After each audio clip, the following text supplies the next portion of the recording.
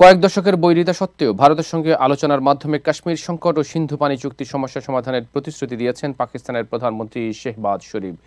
এর মধ্যেই যুদ্ধবিরতি লঙ্ঘন করে একে অপরের বিরুদ্ধে পাল্টাপাল্টে হামলার অভিযোগ এনেছে নয়াদিল্লি ও ইসলামাবাদ।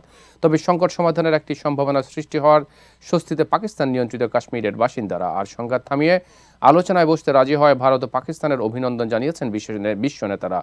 ভোরের আলো ফুটতে না ফুটতেই ঘর ছেড়ে বের হয়েছেন চাকৌথির বাসিন্দারা। পাকিস্তান নিয়ন্ত্রিত কাশ্মীরের এই গ্রামে ধীরে ধীরে খুলতে শুরু করেছে দোকানপাট, স্বাভাবিক হচ্ছে জনজীবন।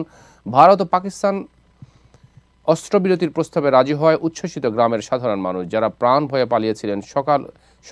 সকালে তারাও ফিরে আসতে শুরু করেছেন নিজ ঘর বাড়িতে। খুশির আমেজ ছিল ইসলামাবাদের রাস্তাতেও। কার্গিল যুদ্ধের পর সবচেয়ে ভয়াবহ সংঘাতে জড়ানোর সর্বাত্মক যুদ্ধের আশঙ্কায় দিন পার করছিলেন পাকিস্তানের সাধারণ মানুষ।